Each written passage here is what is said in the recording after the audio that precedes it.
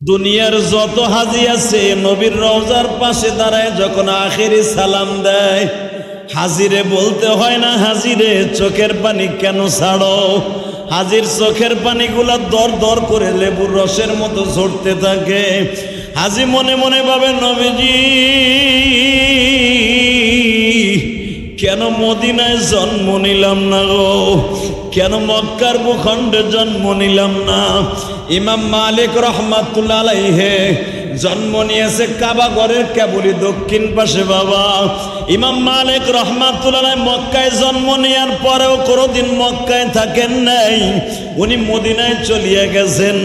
মৃত্যুর আগ পর্যন্ত মদিনায় থাকছেন। মদিনায় কেন থাকছেন সমস্ত মুহাদ্দিসগণ লেখেন। ইমাম মালিক বলেন, আমার যখনই মন চাইবে কবর থেকে আমার নবীর একটা নজর দেখতে পারবো। আমি কবরে যাইবার পরে আমার নবীর সাথে আমার একটা রাস্তা হয়ে যাবে।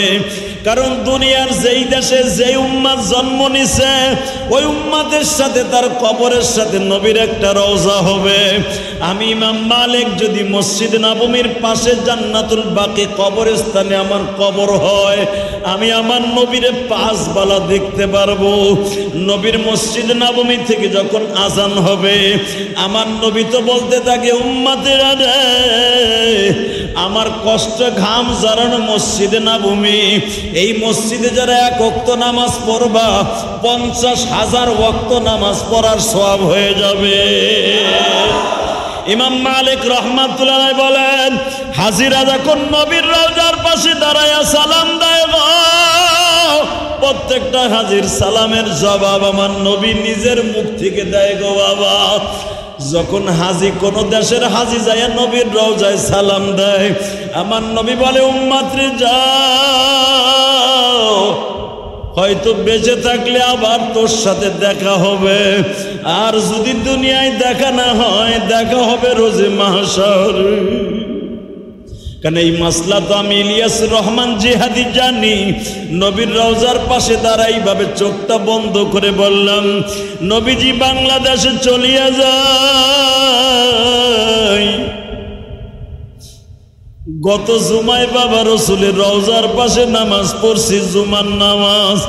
ইমাম সাহেব খুতবার মতো বলতেছে, মান সাল্লা আলাইয়া ওয়াহিদান সাল্লাল্লাহু আলাইহি আশারা, যে নবীর পরে একবার সালাম দেয় আল্লাহ তারে 10টা রহমত দিয়া খুশি কইরা দেয়। ও বাজান, ওই কথাগুলা ভাবতেছিলাম আর মনে মনে বুঝতেছিলাম, এই জুমায় নবীর রওজার পাশে আসি, আগামী জুমায় তো বাংলাদেশে থাকবো যদি আল্লাহ হায়াতে বাঁচায় রাখে, কিন্তু এই জুমার কথা কেমনে ভুলবো? এই কথাগুলা নবীর রওজার পাশে দাঁড়ায় আমার মনে পড়ে গেল। শুধু আমি নয়, দুনিয়ার সব হাজি আখেরি সালাম দেওয়ার সময় মনে পড়িয়া যায়। যখন রসুলের রওজার পাশে দাঁড়ায় বললাম, নবীজি চলে যাইতেছি বাংলাদেশে, আর কোনোদিন আসতে পারবো কিনা জানি না। চোখের পানিগুলা বাবা লেবুর রসের মতো ঝরতাছে। বাংলাদেশে যারা মসজিদে নববীতে কাজ করে বাবা, আল্লাহর শুকর, আমার বাংলাদেশের শত শত ছেলেরা মসজিদে নববীর খাদেম। আরো জোরে বলতে পারলেন না? আমার নবীর রওজা ধোয় আর মোছে বাংলাদেশের ছেলেরা। নবীর যেই কবরটা, নবীর কবরের পাশে বাবা স্বর্ণের গম্বুজ আছে। এই স্বর্ণের গম্বুজগুলা দামি মেডিসিন দিয়ে সুন্দর করে ধোয় আর মোছে নবীর কবরের মধ্যে আমার বাংলাদেশের সোনালী সন্তানেরা। আমি যখন সালাম দিয়ে কাঁদতেছিলাম, বাংলাদেশিরা দৌড়ে আসছে। নবীর রওজায় যারা কাজ করে বলে, হুজুর আমার ডিউটি শেষ, আমি বাসায় যাব। হুজুর মনে হয় আপনি আজকে চলিয়ে যাবেন। ও আমার বুকের মধ্যে জড়াই ধরে বলতেছে, হুজুর আমি যে আপনার কত আশেক আপনি নিজেও জানেন না, আমি আপনার ওয়াজ শুনি আর কান্দি।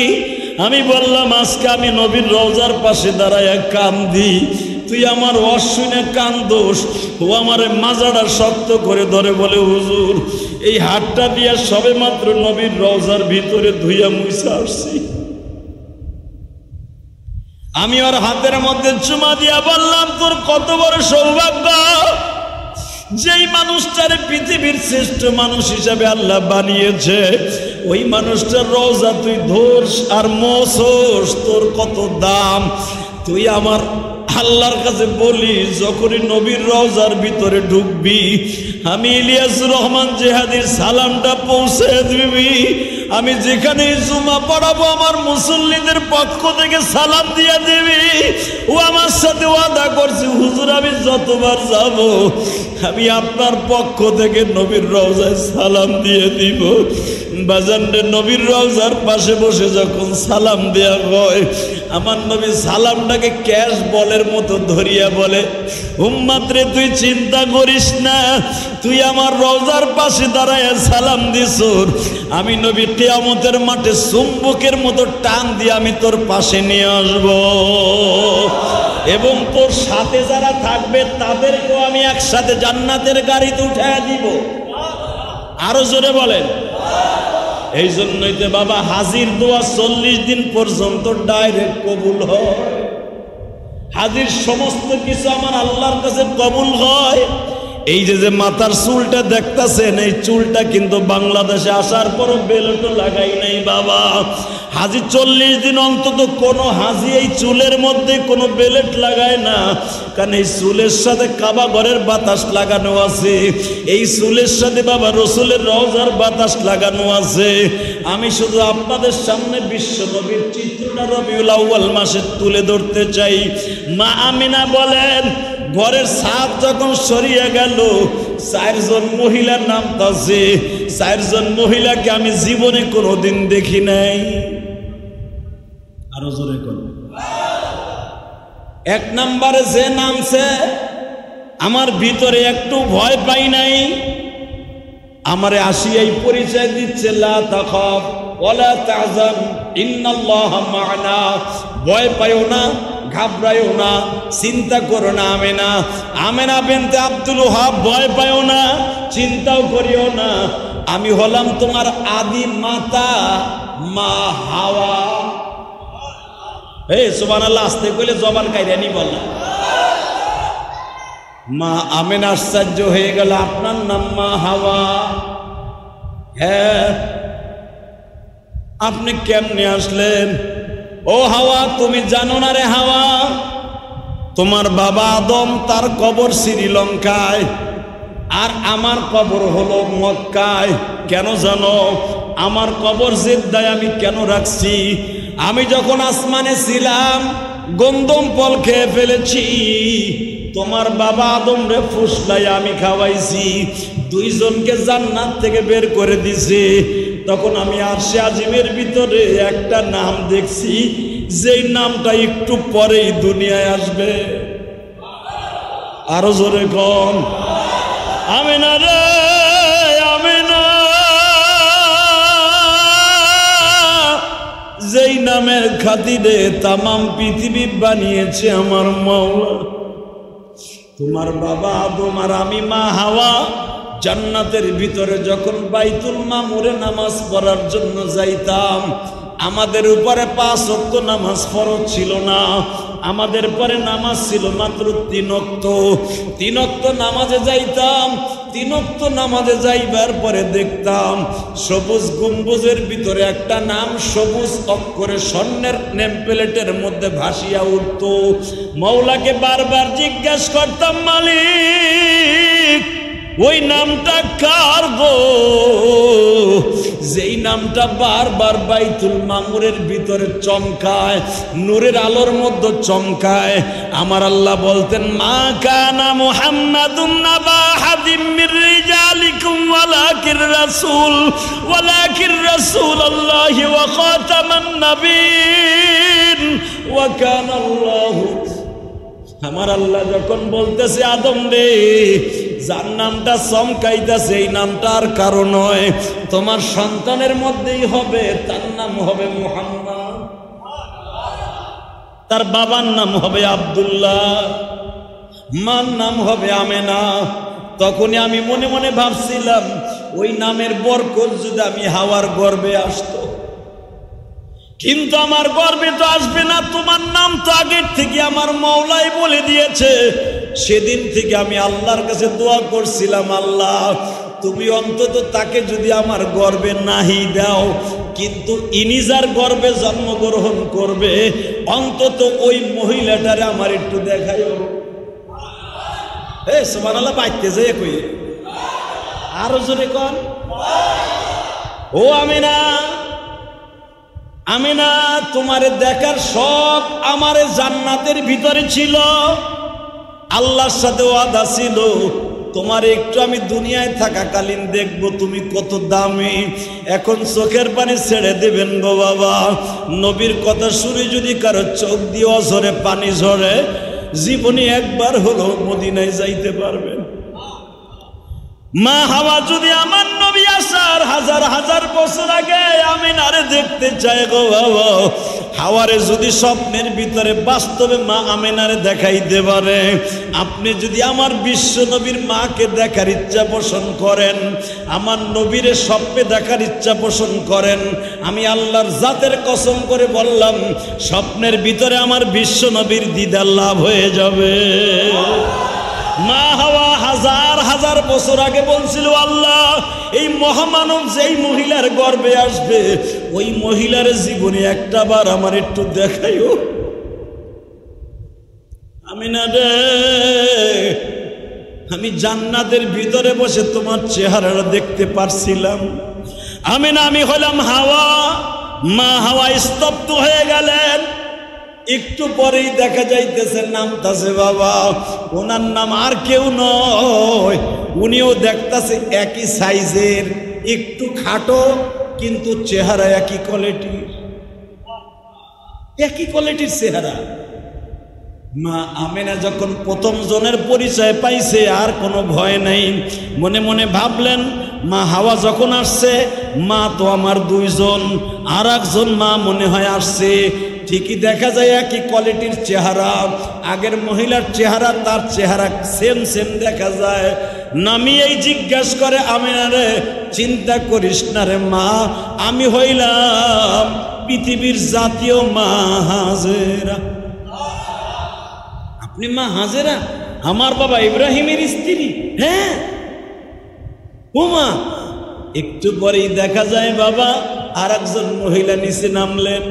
ওই আসমান থেকে সিঁড়ি লাগানো হয়েছে, ছাদ তো ভাটানো। একটু পরে একজন মহিলা নামলেন, সে আর কেউ নয় গো, ফেরাউনের স্ত্রী মা। বলেন বলেন, ও এই নামটা ভালো জানেন, ফেরাউনের স্ত্রী মা আসিয়া।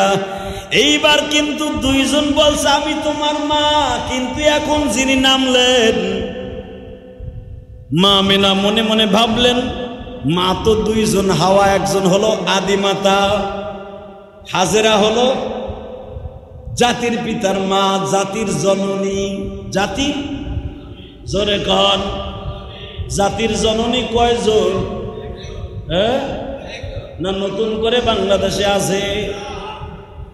জাতির জননী একজনই বাবা, একজন না দুইজন, সায়রা আর হাজেরা। কারণ ইব্রাহিম নবীর বিবি দুইজন।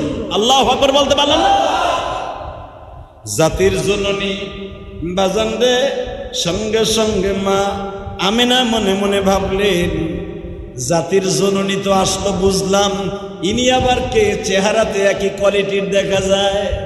ও বাবা, আমার নবীর সাথে কতগুলা মহিলা পুরুষের চেহারার মিল ছিল, তার ভিতরে হাওয়া, হাজেরা, আমেনা এবং জিনরা নামতাছেন আমেনার গর্ভ ধাত্রীমা হিসাবে, তাদের চেহারা একই কোয়ালিটির, সব চেহারা একই কোয়ালিটির। মা হাজেরা জিজ্ঞাসা করলেন আপনার পরিচয়টা জানতে পারি? আমি আপনার পুত্রবধূ, পোলার বউ। আমিনা আশ্চর্য হয়ে গেলেন, পোলার খবর নাই, বউ আগে পড়ছে। তোমার নাম কি? আমার নাম হলো আসিয়া। তুমি আমার পোলার বউ কেমনে হবা? কিয়ামতের মাঠে আপনার ছেলের সাথে কয়েকটা মেয়ের বিবাহ হবে, তার ভিতরে আমি হলাম এক নাম্বার। আরো জোরে কোন। আমি হলাম আপনার ছেলের পুত্রবধূ, আপনার পুত্রবধূ। এই কথাটা শুনতে দেরি আছে, আমেনার চোখ দিয়ে দর দর করে পানি পড়তে দেরি নেই। কেন দেরি নেই জানেন? আমেনা মনে মনে ভাবতাছে, গো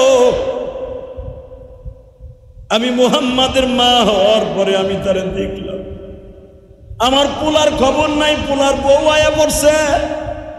এই সময় যদি আমার স্বামী বাইসা থাকতো, যদি একটা দিনও বাইসা থাকতো, আমি আমার স্বামী আব্দুল্লাহরে বলতে পারতাম, পোলা কবে বিবাহিত উপযুক্ত হবে জানি না, তবে আল্লাহর হুকুমে পোলার বউ দেখে ফেলছি।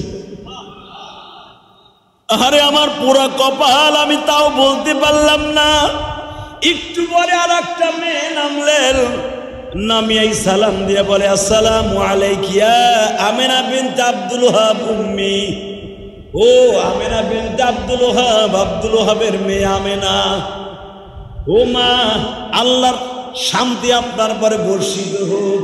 আমেনা আশ্চর্য হয়ে বলে, তুমি আমারে আবার বলতেছো মা, তুমি আবার কে? ওই মহিলা উত্তর দিচ্ছে, মা গো, আমি আপনার মা বলছি তার কারণ আছে। কয় কে? ওই যে আপনার ডাইন পাশে বসে আছে, ডাইন পায়ের কাছে, উনি আপনার ছেলের পুত্রবধূ, আমিও আর একজন পুত্র। জোরে কর, তুমিও পুত্রবধূ। তোমার নাম কি? আমার নাম ঈসা ইবনে মারিয়াম, আমি ঈসা নবীর মা মারিয়াম। আল্লাহু আকবার বলেন। তুমি ঈসা নবীর মা মারিয়াম? হ্যাঁ। যখনই বলছি ঈসা নবীর মা মারিয়াম,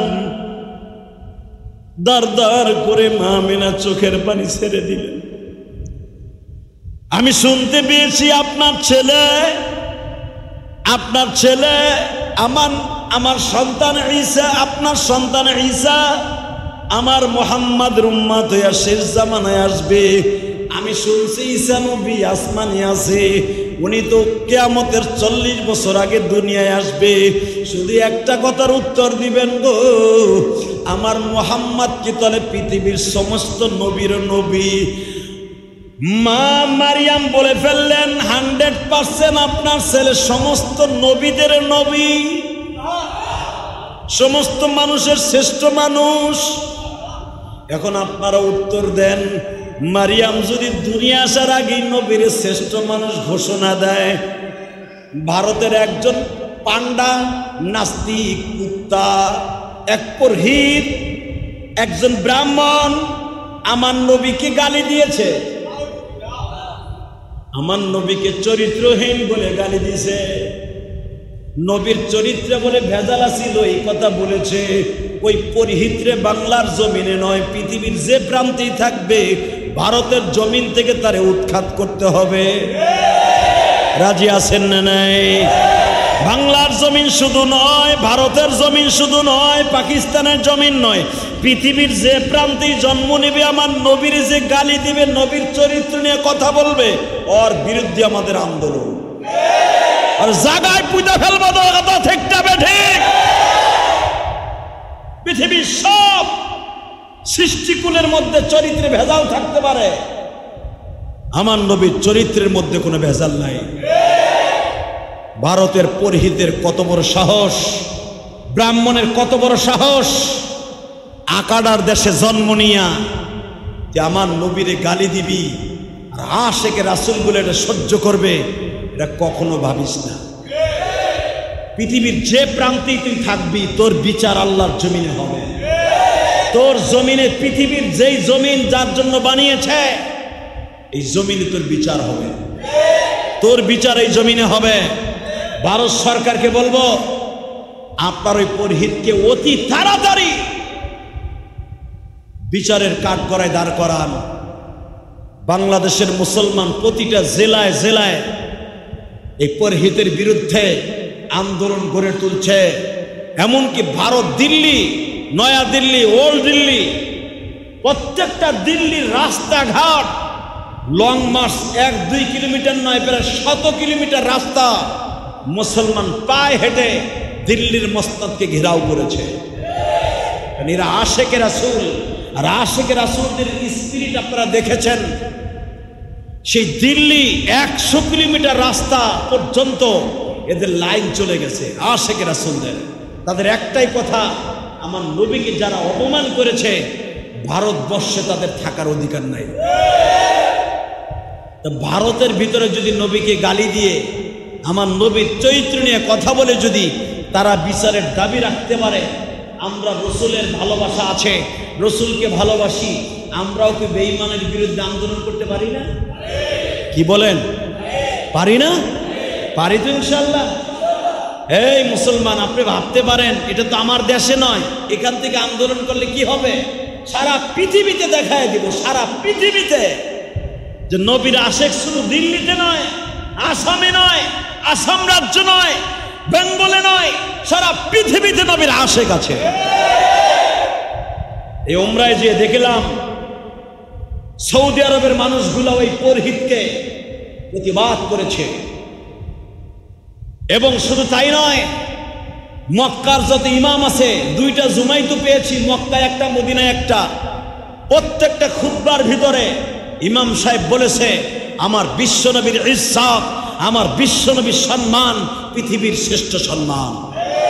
গত জুমায় যখন জুমার নামাজ পড়তেছিলাম মসজিদে নববী, ইমাম সাহেব, খতিব সাহেব আব্দুর রহমান হুজাইফি, মক্কার ইমাম হলো আব্দুর রহমান সুদাইসি, আর আব্দুর রহমান হুজাইফির ছেলে গত জুমা পড়িয়েছে। আব্দুর রহমান হুজাইফির বড় ছেলে এখন মসজিদে নববীর, ওনার বাবার ইন্তেকালের পরে, উনি অসুস্থ হওয়ার পরের থেকেই এখন তার ছেলে হলো মসজিদে নববীর খতিব। তো আব্দুর রহমান হুজাইফির সন্তান, উনি খুতবার ভিতরে বিশ্বনবীর চরিত্র নিয়ে কথা বলতেছিলেন। ওয়া ইন্নাকা লাআলা খুলুকিন আযীম, লাকাদ কানা লাকুম ফি রাসূলিল্লাহি উসওয়াতুন হাসানাহ লিমান কানা ইয়ারজুল্লাহ ওয়াল ইয়াওমাল আখির। এই আয়াতগুলো উনি তেলাওয়াত করতেছিলেন আর আমার বিশ্বনবীর এক একটা চরিত্র বলতেছিলেন। মা আয়েশা থেকে বর্ণিত, মা আয়েশার হাদিস কেন বর্ণনা করলেন খতিব সাহেব, যে মা আয়েশাকে একদিন জিজ্ঞাসা করা হয়েছিল, আয়েশা বিশ্বনবীর চরিত্র সম্পর্কে আপনি কিছু আমাদের বর্ণনা করেন, আপনার স্বামী স্বামী হিসাবে কেমন? আমরা তো দুনিয়ার স্বামীর অভাব নাই, আমরা বোর সাথে যে ব্যবহার করি, পৃথিবীর শ্রেষ্ঠ স্বামী হিসাবে আমার নবী 1 নাম্বার। আল্লাহু আকবার জোরে বলতে পারেন? পৃথিবীর বাদশা হিসাবে আমার নবী 1 নাম্বার, পৃথিবীর লোকসভা হিসাবে নেতৃত্বের দিক দিয়ে আমার নবী 1 নাম্বার, পৃথিবীর শ্রেষ্ঠ ইমামের দিক দিয়ে আমার নবী 1 নাম্বার, পৃথিবীর শ্রেষ্ঠ নেতার দিক দিয়ে আমার নবী 1 নাম্বার, পৃথিবীর শ্রেষ্ঠ চেহারার দিক দিয়ে আমার নবী 1 নাম্বার, পৃথিবীর শ্রেষ্ঠ চরিত্রবান আমার বিশ্ব নবী। মা আয়েশাকে জিজ্ঞেস করা হলো, এই খুতবার ভিতরে পড়তেছিলেন এই হাদিস কানা। মা আয়েশাকে জিজ্ঞেস করলো, ইয়া আয়েশা বিনত আবু বকর আহসানান নাস ওয়া আওজাদান নাস ওয়া আসজাআন নাস খুলিকাল ইনসান ওয়া ইন্নাকা লাআলা খুলুকিন আযীম। সমস্ত মানুষের মধ্যে কুল্লুল ইনসান খুলিকাল হাসান মুহাম্মদ ইবনে আব্দুল্লাহ। মা আয়েশাকে জিজ্ঞেস করছেন, আপনার স্বামী হিসাবে, আমি তো জানি পৃথিবীর শ্রেষ্ঠ নবী হিসাবে সে শ্রেষ্ঠ মানুষ, স্বামী হিসাবে আপনার কাছে কেমন ছিল? আয়েশা বলতেছে, আওজাদান নাস আহসানান নাস আওজাদান নাস ওয়া আসজাআন নাস। আব্দুল্লাহ, মুহাম্মদ আব্দুল্লাহ, তুমি কি বলতেছো? স্বামী হিসাবে কেন? পৃথিবীর শ্রেষ্ঠ মানুষ হিসাবে বলো। স্বামী বাদ দিলাম, স্বামী স্ত্রীর মধ্যে কিছু না কিছু টোটকা ফাটকা লাগতে পারে, আরে স্বামী হিসাবে বাদ দিলাম, আমার নবী পৃথিবীর শ্রেষ্ঠ মানুষের ভিতরে আহসানান নাস, পৃথিবীর সমস্ত মানুষের ভিতরে উত্তম। ও আসজাআন নাস, স্বামী বলো, প্রেসিডেন্ট বলো, নেতা বলো, পৃথিবীর সর্বশ্রেষ্ঠ হলো আমার নবী, আমার স্বামী মুহাম্মাদুর। আজকে আমার সেই নবীর চরিত্র নিয়ে যদি কোনো পরিহিত না পৃথিবীর রাজা বাদশারাও কথা বলে, ওর দাঁত ভাঙ্গা জবাব দিব। রাজি আছেন না নাই? ইনশাল্লাহ বলেন তো। তো নবীর পক্ষে যদি পৃথিবীর যে প্রান্তি হোক প্রতিবাদের ঝড় উঠায়, ওই ভারতের পরিহিত ওই নাস্তিক বেঈমান কুত্তার বিরুদ্ধে বস্ত্র মুষ্টি ধারণ করে ভারত যেতে পারবো না, যেখানে সমাবেশ মিছিল মিটিং হবে নবীর পক্ষে প্রতিবাদ করার জন্য, দোকানপাট রাস্তাঘাট সব ফেলে রেখে একটু কি প্রতিবাদ করতে যেতে পারবো না? দিল্লির মানুষ যদি 100 কিলোমিটার হেঁটে সেই ওল্ড দিল্লি থেকে নয়া দিল্লি যেতে পারে, ওল্ড দিল্লি থেকে নয়া দিল্লি শত শত কিলোমিটার রাস্তা যদি লং মার্চ করে তারা দিল্লি ঘেরাও করতে পারে, আমরা অন্তত পল্টন ওই চুনকুটিয়া কদমতলী যদি লমাইকাম ডাক দেয় আমরা যেতে রাজি আছি না? কে কে রাজি আছে দেখে আল্লাহকে হাত তুলে দেখা তো কে কে রাজি আছি? লিল্লাহি তাকবীর। আল্লাহ কবুল করুক, জোরে কান আমিন। নামান হাত দেখা যাই বলে দেখবো না যারা হাত তুলছেন কয়জন যাবেন। বাংলাদেশ মানব কল্যাণ পরিষদ অর্থাৎ যেটার উপদেষ্টা আমি ইলিয়াস রহমান জিহাদি, বাংলাদেশের সব, এখানে শুধু আমি নয়, মানব কল্যাণ পরিষদ বাংলাদেশ অর্থাৎ প্রত্যেকটা মানুষের পাশে দাঁড়াবে এই নিয়ত করে একটা সংগঠন আছে কেরানীগঞ্জ। এই সংগঠনের পক্ষ থেকে চুনকোটা চৌরাস্তায় নবী প্রেমিকদের কাছে ডাক দিচ্ছে, বিশ্ব নবীর পক্ষে ওই পরিহিতের বিরুদ্ধে বিচারের দাবি লইয়া ডাক দিয়েছে। কি যাইতে রাজি আছেন? কি যাবেন না খাবার খাওয়ানোর লেগে বাসায় যাবেন? ডাইরেক্ট নামাজ পড়ে ওইখানে যাবেন? রাজি আছেন না নাই? যাবেন তো ইনশাল্লাহ। আমি কসম করে বলতে পারি এতটুকু মুজাহাদা যদি থাকে অন্তরের সাথে, যে বিশ্ব নবীকে যে গালি দিয়েছে ওর ফাঁসির দাবিতে, ওর বিচারের দাবিতে আমি এখান থেকে অন্তত 500 কদম চুনকুটা চৌরাস্তা 500 কদম লাগায় আমি গেলাম। হতে পারে 500 কদমের বাদৌলতে বিশ্বনবী 6500 কিলোমিটার রাস্তা এসে স্বপ্নের ভিতরে তোমার সাথে দেখা দিতে পারে। পারে কি পারে না? পারে কি পারে না? 100% পারবে মিয়া। কেন পারবে না বিশ্বনবী? তুমি যদি আশিক রাসূল হিসাবে এখান থেকে 500 কদম লাগাইয়া 200 কদম লাগাইয়া চুনকোটা চৌরাস্তায় যাইয়া চোখের পানি ছেড়ে দিয়ে বলতে পারো নবী গো ভারতে যাওয়া সম্ভব নয়, ভারতে যাওয়া সম্ভব নয়, এই পর্যন্ত আসছে আপনার প্রেম দেখাবার জন্য, দুপুরের খাবার খাই নাই, ঘরেও যাই নাই। ইলিয়াস রহমান জিহাদি বলেছে পাগলের মতো আশিক রাসূল হিসাবে ছুটে এসেছি শুধু আপনার সাথে বেয়াদবি যে করেছে ওর প্রতিবাদ করার জন্য, ওর বিরুদ্ধে আন্দোলন করার জন্য। নবীকেও কিয়ামতের মাঠে আমারে থুইয়া আপনি জান্নাতে যাইয়েন না। এই নিয়ত যদি আপনার থাকে, আমার বিশ্বাস মৃত্যুর একদিন আগে হলো আপনার চেহারার সাথে বিশ্বনবীর চেহারা মিল না করাইয়া আল্লাহ আপনারা কবরে নেবে না। আমি কসম করে বলতে পারি, আল্লাহু আকবার বলতে পারেন না? হ্যাঁ, বিশ্বনবীর প্রেমে যদি হরিণ জান্নাতে যেতে পারে, হরিণ। বিশ্বনবী যাইতেছে সাহাবীদেরকে নিয়ে রাস্তা দিয়ে। আপনারা জানেন মদিনায় যারা গেছেন, মক্কায় যারা গেছেন, মক্কা মদিনায় কিন্তু কোনো বাগান নাই, গাছ গাছলা নাই, খালি পাহাড় আর পাহাড়। পাহাড়ের ভিতরে হরিণ বাস করে, বাঘ বাস করে, ভাল্লুক বাস করে, হিংস্র প্রাণী বাস করে। আমি যখন এই বছর মাহফিল করতেছিলাম উহুদ পাহাড়ের পাশে, আল্লাহু আকবার বলতে পারলেন না? সুগনাম, উহুদ পাহাড়ের সাথে একটা বাজার আছে, এটার নাম হলো সুগনাম। সুগনাম মানে ছাগলের বাজার। এখানে মদিনার যত কোরবানির উট, ভেড়া, বকরি, দুম্বা এখানে বিক্রি হয়। উহুদ পাহাড়ের সাথে এই জায়গাটা। তো ওইখানে আমার অনেক ভক্ত, হাজার হাজার ভক্ত আমার। যদি বলেন হাজার হাজার মানুষকে মদিনায় আছে, হ্যাঁ, অধিকাংশ অন্তত 18 লক্ষের উপরে প্রবাসী সৌদি আরবে। আল্লাহু আকবার বলতে পারেন না? বাংলাদেশি মক্কা মদিনায় যারা কাজ করে বাংলাদেশি, এরা আছে অন্তত 4500 উপরে। খালি মক্কা মদিনায় কাজ করে 4500 উপরে বাংলাদেশ। তো মদিনায় যারা কাজ করে অধিকাংশ এরা উহুদ পাহাড়ের সাথে থাকে। সুবহানাল্লাহ বিহামদিহি। তো এখানে যখন আমি গেলাম, সুবহানাল্লাহ, বাজান রে, শুধু কেন এই কথাগুলো বলছি, আমার একটা বাংলাদেশি ভাই বলে, জিহাদি সাহেব, আমি কেন এই উহুদ পাহাড়ের কাছে কাজ করি জানেননি? আমি 18 বছর পর্যন্ত এই মদিনায় থাকি। ভালো ভালো কাজের অফার আমি রিয়াদে পাইছি, আমি দাম্মামে পাইছি, আল কাসিম পাইছি, আমি বহু জায়গায় আম্বো পাইছি, যেখানে তেলের খনি এখানে পাইছি। বহুত দামি দামি জায়গায় কাজের অফার পাইছি, আমি মদিনা ছাইরা যাই নাই গো। কেন যাই নাই জানেন? ইমাম মালিক রাহমাতুল্লাহ আলাইহি বলে মদিনায় আসার পরে আর কোনোদিন মক্কায় ফিরে যায় নাই। ও বাজার আল্লাহ শুকর,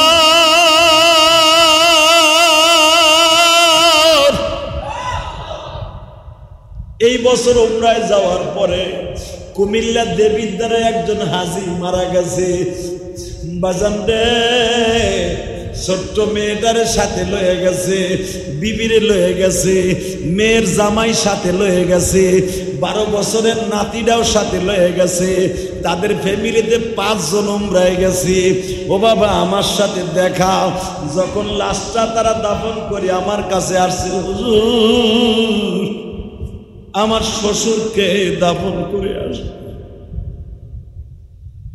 আমি তার মাথায় হাত দিয়া বললাম, আপনার শ্বশুরের চাইতে দামি আর কে আছে? যেই কবরস্থানে হাসান ঘুমিয়েছে, যেই কবরস্থানে ওসমান গনি ঘুমিয়েছে, যেই কবরস্থানে মা ফাতেমা ঘুমাইয়াছে গো, যেই কবরস্থানে হাসান রাদিয়াল্লাহু তাআলা আনহু ফাতেমার সন্তান ঘুমিয়েছে, যেই কবরস্থানে ফাতেমার 4টা সন্তান ঘুমাইয়াছে, যেই কবরস্থানে আমার নবীর 9 জন বিবি ঘুমিয়েছে, এই কবরস্থানে আপনার শ্বশুর ঘুমাইল।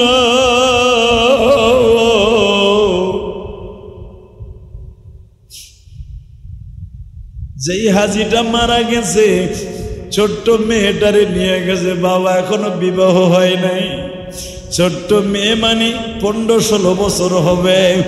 এই হাজিটার ওই মেয়েটা তার দুলাভাইয়ের সাথে অর্থাৎ তার মার সাথে বলতেছে, ওই যে জিহাদি সাহেব হুজুর মায়ের ওয়াজ বেশি করে, বাবার ওয়াজ বেশি করে, হুজুরের কাছে দোয়া চাও। আমি শুধু তারে বুঝ দিলাম, বোনরা কিয়ামতের মাঠে তোমার বাবার সাথে দেখা হইব, তোমার বাবার লাগে আমি কি দোয়া করব। তোমার বাবা আমার বাংলাদেশের একটা সোনালী সন্তান, কারণ সবার কপালে মসজিদে নববীর পাশে দাফন হয় না।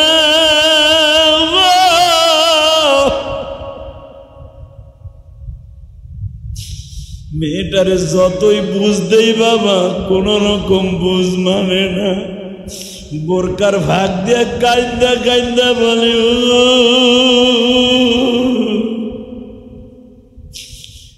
আসছিলাম 5 জন, এখন চলে যাব 4 জন, আমার বাবারে কই রেখে গেলাম। ওই হাজির বিবি বারবার কাঁদে আর বলে, যদি কোন রকম ভাবে আমার স্বামীরে বাংলাদেশে লয়ে যাওয়ার সিস্টেম থাকতো, আমি লাগেজের ভিতরে করে আমার স্বামীরে লয়ে যাইতাম। আমি বললাম, মা গো, আপনার স্বামী এমন জায়গায় ঘুমাইছে যেই কবরস্থানে মা ফাতেমা ঘুমিয়েছে, যেই কবরস্থানে হাসান ঘুমিয়েছে গো, ওই মহিলা কোন রকম ভাবে বুঝে না গো বাবা। আমি আপনাদের সামনে কেন বলছি জানেন? এই পৃথিবী যাদের বাবা চলিয়া যায় তারাই বুঝে মা বাবা কি জিনিস। এ যুবক ভাইরা, আমি কেন বলছি? ওই হাজী সাহেবের জামাই বারবার বলতেছে, হুজুর আমার শ্বশুরকে যখন কবর দিলাম, কবরের ভিতরে দেখতেছি কেমন একটা সুঘ্রাণ বের হয়ে গেছে। হুজুর যেই আতর লাগাই আমার শ্বশুরকে আমরা দাফন করছি, আমি তো কবরের মধ্যে তাকাইছিলাম কিভাবে কবর দেয়। হুজুর কবরের ভিতর থেকে এমন একটা ঘেরান আসছে, যেই ঘেরান আতর, ওই কোয়ালিটির আতর আমি কোনোদিন পাই নাই। আল্লাহু আকবার, জোরে বলতে পারলেন না? আমি এই কথা কেন বলছি?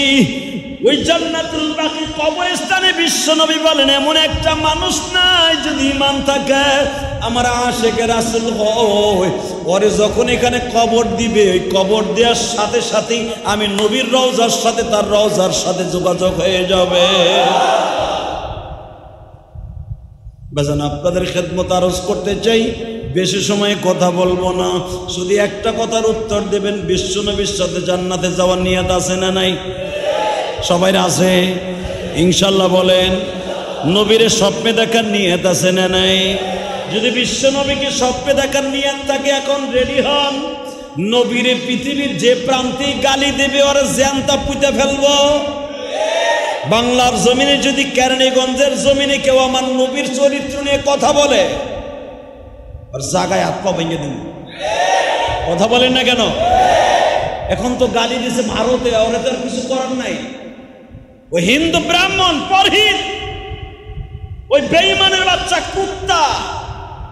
আমার আল্লাহ কোরআনে বলেন, মান সাবিয়া, আল্লাহ রাসূল হাদিসে বলেন, মান সাব্বা নাবিয়ান ফাকতুলু, মান সাব্বা নাবিয়ান ফাকতুলু। যারা আমি নবীকে গালি দেবে তার বিচার হলো তার কল্লা উড়াই দিতে হবে। আল্লাহু আকবার জোরে বলতে পারো না? বিচারটা কে শিখাই দিয়ে গেছে? এই মক্কার ভূখণ্ডে যে প্রান্তেই হোক, নবীর গালি দিয়ে এত দূরের কথা, নবীর একটা সুন্নাতকে যদি কেউ অস্বীকার করে মক্কায়, সাথে সাথে ওর কল্লা উড়াই দেবে। নবী বলেছেন, মান সাব্বা নাবিয়ান ফাকতুলু, যে আমি নবীর গালি দিবে সাথে সাথে তার বিচার হলো তার কল্লা উড়াই দেবে। ওই পরিহিতের কল্লা আমরা উড়াই দিতে চাই। যদি কেন কেমনে? আমরা তো আর ভারত যাইতে পারবো না, ওই মুদি আকাডারে বলবো, ওরটা তো আর কাটা না, ওরটা কি আকাডা না, আকাডারে বলবো। যদি তোর পরিহিতের বিচার না হয়, সারা পৃথিবীতে আশেকের রাসূলদের আগুন লেগে যাবে। কথা বলেন না কেন? লেবাননে প্রতিবাদের ঝড় উঠছে, জিদ্দায় প্রতিবাদের ঝড় উঠছে, বাংলার জমিনে প্রতিবাদের ঝড় উঠছে, ইরানে প্রতিবাদের ঝড় উঠছে, ফিলিস্তিনে প্রতিবাদের ঝড় উঠছে, ভারতের গুজরাটে সহ দিল্লি, নয়া দিল্লি, আসাম, সারা পৃথিবীতে প্রতিবাদের ঝড় উঠছে। আশেকের রাসূলগুলো দেখায় দিচ্ছে, পৃথিবীর যে প্রান্তেই আমার নবীকে গালি দিবে, মান সাব্বা নাবিয়ান ফাকতুলু, ওর কল্লা সেখান থেকে উড়াইয়া দিব। ভারত সরকারকে বলবো, আকাডা সরকার, মোদী সরকার, তোমার সাথে আমার সরকারের একটা লিয়াজু বর্তমান হচ্ছে, কিন্তু মনে রাখবা, যদি লিয়াজু আমাদের সাথে রাখতে হয়, বাংলার মুসলমান এমন একটা কোয়ালিটির মুসলমান, এরা হতে পারে গরিব, এরা হতে পারে পয়সাহীন, এরা হতে পারে চেহারার মিল নাই, হতে পারে এদের গায়ে শক্তি নাই, কিন্তু আশেকের রাসূল যদি রাস্তায় নামে, সারা পৃথিবী একাকার করে ফেলতে পারে। তার জ্বলন্ত প্রমাণ বিগত সরকার থেকে পেয়েছে। কথা বলেন না কেন? ভারত সরকারকে বলবো আমার এই বক্তৃতার মাধ্যমে, কারণ আমার বক্তৃতা সারা পৃথিবীতে যাবে জুমার পরে আমি জানি। যদি আমার বক্তব্য মোদী সরকার আপনার কান পর্যন্ত পৌঁছায়, আমি ইলিয়াসুর রহমান জিহাদি, বাংলাদেশের ক্ষুদ্র একটা থানা কেরানীগঞ্জ থেকে হুঙ্কার দিয়ে বলছি, ইলিয়াসুর রহমান জিহাদি হতে পারে গুনাহগার, আমার বিশ্বনবীর চরিত্রে যদি তুমি মোদিও কথা বলো, তোমারে আমি সুযোগ পাইলে তোমার কল্লা আমি উড়াই দেব। তোমাকে চ্যালেঞ্জ করলাম, যদি পারো আমার নবীকে তুমি মোদি একটা গালি দিয়ে দেখো, তোমার চরিত্রে কত নাম্বার ভেজাল থাকতে পারে, আমার চরিত্রে ভেজাল থাকতে পারে, আমার নবীর চরিত্রে কোনো ভেজাল নাই। আমার নবীকে নিয়ে তুমি মোদিও যদি কথা বলো, ভারতের মুসলমান, বাংলাদেশের মুসলমান, পাকিস্তানের মুসলমান, ইরানের মুসলমান, সৌদি আরবের মুসলমান তোমার কল্লা উড়াই দিতে দ্বিধাবোধ করবে না। সারা পৃথিবীর মুসলমান জীবন দিতে পারে, তার নবীর অপমান সহ্য করতে পারে না। তুমি তাড়াতাড়ি তোমার ওই ব্রাহ্মণকে, তাড়াতাড়ি তোমার ওই পরহিত জাউরাকে, বেজরমাকে, পিতৃ পরিচয়হীন সন্তান, কারণ আমার নবী বলেছে যে আমার চরিত্র নিয়ে কথা বলবে ওর জন্মের মধ্যে ভেজাল আছে। ওর জন্ম জারদ সন্তান, তোমার এই জারদকে, তোমার ওই পিতৃ পরিচয়হীন সন্তানকে, এই পরহিতকে অতি তাড়াতাড়ি বিচারে কাঠ করে আনো। সারা পৃথিবী থেকে ঝড় উঠবে। বাংলাদেশের মুসলমান কেবল গর্জা উঠছে। ঢাকা বিশ্ববিদ্যালয় থেকে আন্দোলন হয়েছে, তোমরা জানো পল্টন থেকে আন্দোলন হচ্ছে, সারা বাংলাদেশ থেকে আন্দোলন হচ্ছে। কয়েকদিন পরে আশেকের রাসূলদের, আশেকের অগ্নিগিরি দাবানলের মতো ধাউ ধাউ করে জ্বলে উঠবে। এই আগুন সামাল দেওয়ার মতো তুমি মোদি আর তুলে পারবা না। কথা বলেন না কেন? কি আশেকের রাসূলকে পরিচয় দিতে রাজি আছেন না? না ঘরের মতো হইয়া থাকার রাসূল আছে? মনে রাখবেন, আমি বলি নাই, যদি আপনি বলেন হুজুর এখানে বসে চিল্লাইলে কি হবে? এই মুসলমানের পোলা, এখানে বসে চিল্লাইলে হবে না মানে? আপনাদের জানা আছে বিশ্বনবীর একজন সাহাবীকে শহীদ করা হচ্ছে মসজিদে নববী থেকে প্রায় 82 কিলোমিটার দূরে, সেই বীরে মাওনা। আল্লাহু আকবার বলতে পারেন? সেই তাবুকের কাছাকাছি বীরে মাওনা। আমি গুনাহগার এই বছর গিয়েছিলাম। রাসূলের একজন সাহাবীকে শহীদ করা হচ্ছে, শরীরে চড়ানো হচ্ছে সেই বীরে মাওনা। তাবুকের কাছাকাছি যখন পাহাড়ের ঢালুতে ফেলাইয়া তাকে শরীরে চড়াচ্ছে, হাত পায়ের ভিতরে লোহা ঢুকাই দিছে, হাত পায়ের ভিতরে এখান দিয়ে লোহা ঢুকানো, এখান দিয়ে প্যারাক ঢুকানো। শহীদ হওয়ার মাত্র 2 মিনিট আগে জিজ্ঞেস করে, তুমি শুধু একবার বলো তোমার এখানের, তোমার পরিবর্তে তোমার নবী মুহাম্মদকে শরীরে চড়ানো হচ্ছে। ওই সাহাবী বলে, উত্তরটা যদি নিতে হয় তাহলে আমার হাত পায়ের বাঁধনটা ছেড়ে দে। আল্লাহু আকবার বলতে পারলেন না? এই উত্তর যদি নিতে হয় যে আমার পরিবর্তে আমার নবীর শরীরে চড়ানো হচ্ছে, এই কথা একবার শাহেদ করলে, সাক্ষ্য দিলে, গাওয়াহি দিলে আমারে ছেড়ে দিবি। আমার মতো হাজারো জীবন, হাজার বার শহীদ হবে শরীরে চড়ে, কিন্তু তারপরে যদি শুলির মাঝখানে বসে শুনি আমার নবীর পায়ের মধ্যে একটা কাঁটা ফুটছে, কাঁটা, কেউ যদি আমার কানে খবর দেয়, আমি শুলির থেকে যদি সুযোগ পাই, আমার এই দাঁত দিয়া আমার বিশ্বনবীর পায়ের কাঁটাটা তুলে দিব। শুলিতে চড়ানো দূরের কথা। এই ছিল সাহাবীদের ভালোবাসা। এই মুসলমান ভাইরা, এখন যদি বলেন যে আমরা বাংলাদেশ থেকে ভালোবাসা কিভাবে করব, আমার নবীরে গালি দিছে, আমরা এখানে বসে চিল্লাইলে কি হবে? এই নামাজ যদি আল্লাহরে না দেখে পড়তে পারেন, নামাজের মধ্যে দুরুদ, আপনার দুরুদ মদিনায় যাবে, এই বিশ্বাসে যদি তাশাহুদের পরে দুরুদ পড়তে পারেন, এই দুরুদ নামাজে কি লিখে পড়েন? আপনার দুরুদ নবীর রওজায় যাক, এই নিয়ত করে পড়েন না? কথা বলেন না কেন? এই যে তাশাহুদের পর আত্তাহিয়াতুর পরে সালাম ফিরাবার আগে দুরুদ পড়েন না? এই দুরুদ কেন পড়েন? যে আমার দুরুদ আল্লাহুম্মা সাল্লি আলা মুহাম্মাদ ওয়া আলা আলি মুহাম্মাদ, এই কি বলছেন? আমার দুরুদ ও সালাম নবীর রওজায় যাক, নবীর কাছে পৌঁছাক। আপনার সালাম পৌঁছায় যাবে 100% যদি আপনার অন্তরে ইশকে নবী থাকে। আর ইশকে নবী না থাকলে আপনার দুরুদ আসমানে যাবে না, নবীর রওজায় যাবে না। তাহলে এখান থেকে যদি 6,500 কিলোমিটার দূর থেকে নামাজের ভিতরে সালাম যাবে এই আশা নিয়ে দুরুদ পড়তে পারেন, মনে রাখবেন আপনার প্রতিভা এখান থেকে 500 কিলোমিটার দূরে যেতে পারে, 1000 কিলোমিটার দূরে যেতে পারে। পারে কি পারে না? অতএব ওই পরহিতের বিরুদ্ধে আন্দোলন গড়ে তোলার জন্য, বিচারের দাবি নিয়ে বর্তমান সরকারের কাছে আমরা দাবি উত্থাপন করার জন্য, মোদী সরকারকে দেখাবার জন্য চুনকাটা চৌরাস্তায় নামাজের পরেই আন্দোলনের ডাক আসছে উলামা ইকরামের পক্ষ থেকে। কি যাবেন না ওখানে? যাবেন তো ইনশাআল্লাহ? সবাই যাবেন তো ইনশাআল্লাহ? আল্লাহ সবাইকে তৌফিক দান করেন। আল্লাহ যারা আমার নবীকে গালি দিয়েছে ওর বিচার তোমার কাছে দিলাম। মা আয়েশা বলেন, আমাদের ঘরে 3 মাস পর্যন্ত কোনো হাঁড়ি জ্বলে না। এক চাঁদ থেকে আর এক চাঁদ পর্যন্ত একটা সেকেন্ডের জন্য আমাদের ঘরে বাতি জ্বলে না। উম্মতের জন্য বিশ্বনবী পেটে 7 দিন পাথর বেঁধেছে। আজকে সেই উম্মতের সামনে আমার নবীরে গালি দিবে, এটা কোনো দুর্বল ইমানদার ছাড়া কেউ মেনে নিতে পারে না। ইনশাআল্লাহ বাকি নামাজের পরেই চুনকাটা চৌরাস্তায় যাব ইনশাআল্লাহ। আর ওই বিমানের বিচার পৃথিবীতে হোক, আপনি চান না? কে কে চান দেখে আল্লাহকে হাত তুলে দেখান তো। আল্লাহ এই জুমার দিন রবিউল আউয়াল মাসে তোমার নবী দুনিয়া আসছিল, এই রবিউল আউয়াল মাসে তোমার কাছে বিচার দিলাম। জানি আমাদের বিচার দুনিয়ার কোনো আদালতে করবে না, তোমার আদালতে দিলাম। এই পরহিতের বিচার পৃথিবীতে তুমি করবা। আল্লাহ তুমি ওকে হেদায়েত দিবা, তা না হলে হেদায়েত না থাকলে চিরতরে ধ্বংস করে দিবা, চিরতরে ধ্বংস করে দিবা, চিরতরে ধ্বংস করে দিবা, চিরতরে ধ্বংস করে দিবা। ভারতের ভিতরে বহুত ঘটনা আছে যে বাবরি মসজিদে প্রথম বাড়ি দিয়েছিল সে কিন্তু মুসলমান। কথা বলেন না কেন?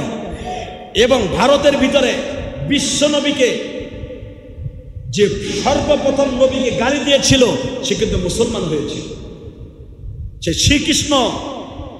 শ্রীকৃষ্ণ, যার নাম হয়েছিল ইসলাম, নুরুল ইসলাম এই বাংলার জমিনে আসছিলেন ইসলাম কবুল করার পরে, যে বিশ্ব নবীকে স্বপ্নে দেখেছিলেন। ভারতে বহুত ঘটনা আছে, যেই ঘটনার বিদ্যমান এইটাই বোঝা যায় যে বিশ্ব নবীর ভালোবাসা ভারতের ভিতরে আছে ইনশাআল্লাহ তাআলা। শ্রীকৃষ্ণ যদি নুরুল ইসলাম হতে পারে, দীপ্তকণ্ঠে আওয়াজ করে বলতে পারি, মোদী সরকার যে বেঈমান পুরোহিত নবীকে গালি দিয়েছে, তোমাদের দেবতাদের একজন ইমাম, আল্লাহ তার হেদায়েত দিক, যদি হেদায়েত না পায় আর জীবনের 13 জন আল্লাহ ধ্বংস করে দেয়। এই আশা ব্যক্ত করে আপনাদের সকলের কাছে দোয়া চেয়ে বক্তৃতা শেষ করার আগে, ওর বিচার বাংলার জমিনে হোক, আপনারা চান তো? ইন্ডিয়া হোক, চান তো? আমরা বাংলাদেশের সরকার অতি দ্রুত আশেকে রাসূল হিসাবে ভারতের দূতাবাসে একটা স্মারকলিপি পাঠানো হোক, যে অতি তাড়াতাড়ি এই পুরোহিতের বিচার করা হোক। কারণ পৃথিবীর কোন ধর্মের গ্রন্থের মধ্যে নাই কোন ধর্মের পর আঘাত করা যায়। আর সব ধর্ম বাদ দিলাম, পৃথিবীর শ্রেষ্ঠ ধর্ম ইসলাম ধর্ম। পৃথিবীর শ্রেষ্ঠ মানুষ আমার নবী মানুষ। আমার নবীকে যে গালি দিবে, মান সাব্বানা বিয়ান ফাকতুলু, আর দুনিয়া রাখা যাবে না। কে নবী যদি বিচার করে দিয়ে যায় যে যারা আমারে গালি দিবে ওর কল্লা উড়াই দিবা, বিচার পৃথিবীর কোন আদালতে লাগবে না। পৃথিবীর শ্রেষ্ঠ আদালত, পৃথিবীর শ্রেষ্ঠ জজ সাহেব আমার নবী যদি বিচার রায় দিয়ে যেয়ে থাকে, অতি তাড়াতাড়ি বলবো, ভারত সরকার তোমার পুরোহিতকে অতি তাড়াতাড়ি ফাঁসির মঞ্চে ঝুলাও, অথবা পরে হেদায়েত পাওয়ার সুযোগ দাও। আল্লাহ আমাদের সবাইকে তৌফিক দান করো। আর বিচার বাংলার জমিনে হোক, আল্লাহর কাছে আমরা বিচার চাই। এই আশা ব্যক্ত করে আপনাদের সকলের কাছে দাবি থাকবে, পুরো চৌরাস্তায় রাজি আছেন ইনশাল্লাহ? কিনা বাসায় চলে যাবেন? হ্যাঁ, বাসায় যাবেন গা? আমি তো চিনি সবগুলোরে, দেখবো কেডা বাসায় যায় আর কেডা চুল পিটে যায় ইনশাআল্লাহ তাআলা। আল্লাহ আমাদের সবাইকে আশিকে রাসূল হিসাবে কিয়ামতের মাঠে ওঠার তৌফিক দান করো। আল্লাহ আমাদের সবাইকে কবুল করে। আসেন তওবা করে আস্তাগফিরুল্লাহ রাব্বি মিন কুল্লি যামবি ওয়া আতুবু ইলাইহি লা হাওলা ওয়ালা কুওয়াতা ইল্লা বিল্লাহিল আলিয়্যিল আযীম লা ইলাহা ইল্লাল্লাহ মুহাম্মাদুর রাসূলুল্লাহ সাল্লাল্লাহু আলাইহি ওয়াসাল্লাম। সবাই সবার জন্য দোয়া করেন, আমি আপনাদের জন্য দোয়া করি। সবে মাত্র আসছি মক্কা মদিনা থেকে, শরীর এমনি দুর্বল। মক্কা মদিনা থেকে যারা গেছেন তারা জানেন, 1 সপ্তাহ পর্যন্ত বিছানাতে ওরা যায় না। এত শরীর দুর্বল যে মাহফিল থাকা সত্ত্বেও মাহফিলে যাইতে পারি নাই। জুমার নামাজ পড়াইলাম, আসলে আজকে জুমার নামাজটাও ভাবছিলাম পড়াবো না, আজকে জুমার নামাজ ভাবছিলাম পড়বো, কিন্তু চিন্তা করলাম যখন আশেকে রাসূল হিসাবে চুল পিটে যাইতে হইব, আমি কইলে যেমন মুসল্লিরা যাইব, অন্য কেউ কইলে এইভাবে যাইব কি? আমি ইলিয়াস রহমান জিহাদি যদি পায়ে হাইটা যাইতে পারি কদম লাগাইয়া, অসুস্থ শরীর লইয়া, আপনি পারবেন না? যদি আপনি না যান, আমি মনে করব আপনার মতো হতভাগা, আপনার মতো কপাল পোড়া কেরানীগঞ্জের একজন আছে কিনা সন্দেহ আছে। আপনি আপনার বিএনপির নেতার লেগে যদি পল্টন যাইতে পারেন পায়ে হাইটা, আওয়ামী লীগের নেতার লেগে যদি যাইতে পারেন পল্টন, জামাত ইসলামের নেতার জন্য যাইতে পারেন, চরমনার মুরিদগুলি যদি চরমনার পিসাব ডাক দিলে পল্টন মিছিল নিয়ে যাইতে পারো হাইটা, এই 4-5 কিলোমিটার, আধা কিলোমিটার থেকে 1 কিলোমিটার রাস্তা আশেকে রাসূলরা ডাক দিছে, উলামা একরাম ডাক দিছে, এইটুক কি যাওয়া যাবে না? ও এখানে গেলে তো পয়সা পাওয়া যাবে না নাকি? দলে গেলে তো 500 করে পাওয়া যাবে। হ্যাঁ, এখানে 500 আর 1000 না, 10টা পৃথিবীর সমান একটা জান্নাত পাওয়া যাবে, বিশ্বনবীর ভালোবাসা পাওয়া যাবে। আল্লাহ আমাদের সবাইকে তৌফিক দান করুন। সবাই সবার জন্য দোয়া করেন। আর দেখতেছি মসজিদে যদি জুমা আমি পড়াই, মসজিদের ছাদেও জায়গা লবে না, 3 তলার কাজ খুব দ্রুত ধরতে হবে। আলহামদুলিল্লাহ বলেন। আপনাদের সবার কাছে দাবি থাকবে, আপনারা একটু সাহায্যের হাত বাড়ায় দেন। আমি আর কত করব? 2 তলা তো কমপ্লিট করিয়ে দিলাম। আপনারা বলতে না পারেন যে বেটা জায়গা কিনা মসজিদ করতে যাইয়া খয়রাত করা শুরু করছে না, আপনাদের কাছে দাওয়াত পৌঁছাই দিলাম। 3 তলার কাজ খুব দ্রুত ধরতে হবে, কারণ মুসল্লি যদি আমি এখানে জুমা পড়াই 5 তলা লাগবে এরকম, ঠিক না? এখনো তো জানে না যে আমি জুমা পড়াই। যদি জানে কেরানীগঞ্জ ইলিয়াস রহমান জিহাদি জুমাই মসজিদে পড়ায়, তার মসজিদে এরকম সাদ আরো 3টা লাগবে। দোয়া করেন ইনশাআল্লাহ তাআলা। আপনাকে দোয়া চাই, সহযোগিতা চাই, সহযোগিতার হাত বাড়ায় দেন। দুনিয়া আপনিও থাকবেন না, আমিও থাকবো না, কিন্তু এই মসজিদ থাকবে, ঠিক না বেঠিক? না মসজিদ 100 বছর পরে মার্কেট হবে? মার্কেট হবে। আর কিয়ামত পর্যন্ত এই মসজিদের এই জায়গা, এই 6% জায়গা মার্কেট হবে না। কিয়ামত পর্যন্ত মসজিদই থাকবে ইনশাআল্লাহ তাআলা। সকলের কাছে আমার 2 হাত বাড়ায়া দোয়াও চাই, সাথে সাথে সাহায্যও চাই। আল্লাহ যেন আপনাদের সবাইকে মাফ করে দেয়। এই মসজিদে 1000, 2000, 5000, 10,000 টাকা দিয়ে মসজিদের ফান্ডকে অনেক বড় করে ফেলেন ইনশাআল্লাহ তাআলা। আল্লাহ আপনাদের সবাইকে তৌফিক দান করুন। আপনারা মসজিদের ফান্ডকে বড় করেন, বাকি তো আমি গুনাহগার আছি ইনশাআল্লাহ। যত কোটি টাকা লাগে আমারে তো আল্লাহ যতদিন বাঁচায় আছে ততদিন এই মসজিদের পিছনে খেদমত করে দেবে। মসজিদ এখন আমার না, সারা দুনিয়ার মানুষের মসজিদ। এটা ইলিয়াস রহমান জিহাদির প্রতিষ্ঠান, এটা আপনাদের মসজিদ, আল্লাহর ঘর। আল্লাহুম্মা আমিন।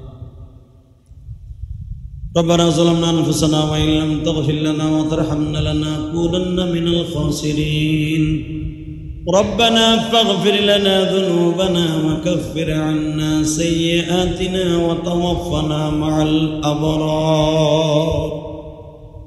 ربنا فاغفر لنا ذنوبنا وكفر عنا سيئاتنا وتوفنا مع الأبرار. اللهم اغفر لنا ولوالدينا رب ارحمهما كما ربياني صغير. اللهم اعز الإسلام والمسلمين. اللهم اعز الإسلام والمسلمين واخذل الكفرة والملاحدة والمشركين واليهود والنصارى. اللهم احفظنا من كل بلاء الدنيا وعذاب الآخرة.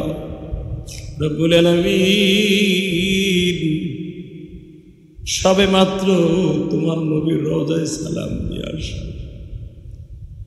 গত শুক্রবার জুমার নামাজের পরে চোখের পানি ফেলাইয়া বলেছিলাম, নবীজি আগামী জুমায় তো বাংলাদেশে থাকবো, যদি আল্লাহ কবুল করে হায়াতে বেঁচে থাকি বাংলাদেশে জুম্মা পড়াবো। নবী গো কেমনে আপনারে ভুলে দাও?